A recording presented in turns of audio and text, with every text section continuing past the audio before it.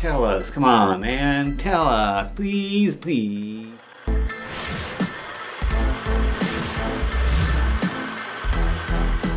Goodbye, the Gringo Scott here, and today we will be reviewing the 2006 movie called The Prestige, starring Hugh Jackman and Batman himself. I am Batman. Christian Bale. Oh, and Michael Caine. So let's check out this movie, The Prestige. The general summary of this one, guys.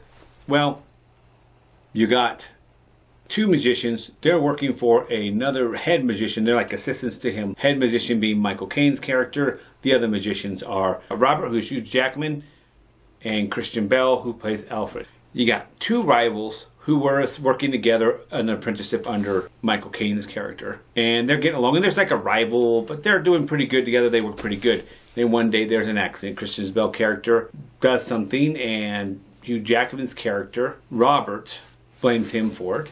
And it causes a tragic death. And they separate and they quit working together. Robert stays with learning from Michael Caine. Alfred goes off on his own.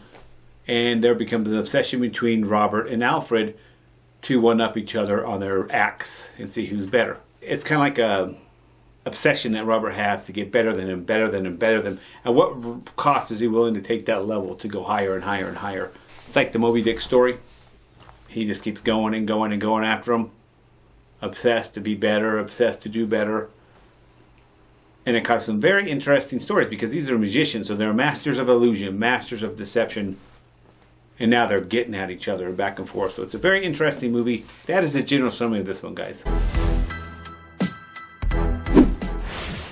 This one is very clear, deeper meaning to me as well. From watching this, you see a character who cannot let something go. He takes a tragedy. It's tragedy, I admit it.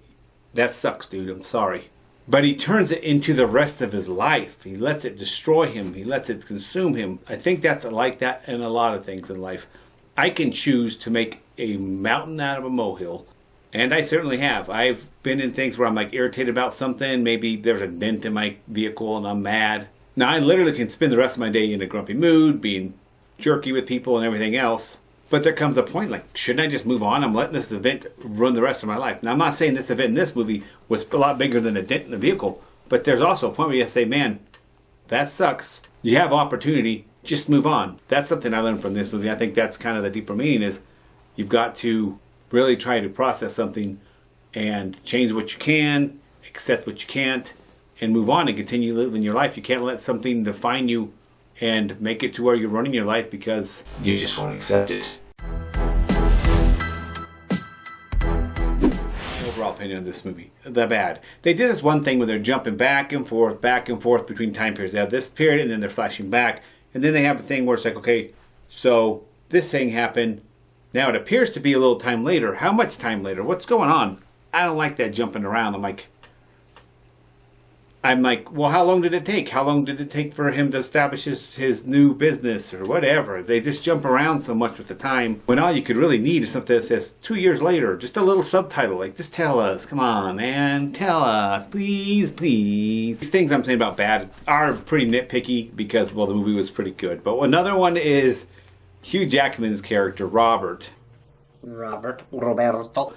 He's always saying, I'll pay whatever. I'll pay whatever. I'll pay whatever. And that drives me nuts. What do you mean you pay whatever? Don't you want to know how much you can pay? Does that mean like, I trust that you'll give me a good price? Or what if I said, I did that job and here's the bill for $5 million? You'd be like, but I don't want to pay $5 million. $5 million. Dude, you said you'd pay whatever. So I don't want to hear it.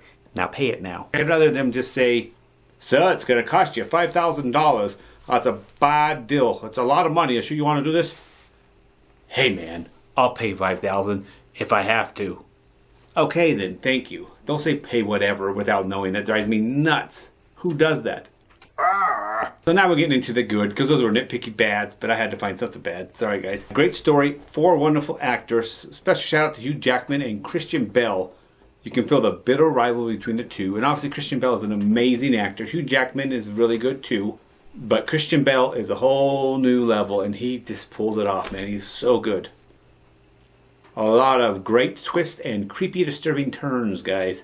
your mind's going to be blown on this one. So that's really some really cool things on this one. Honestly, when I look at this movie, all my complaints are superficial. The movie's really good, really cool pacing. It's got a murder mystery, got a what's going to do, who's going to one up who, you know, surprise how it ends.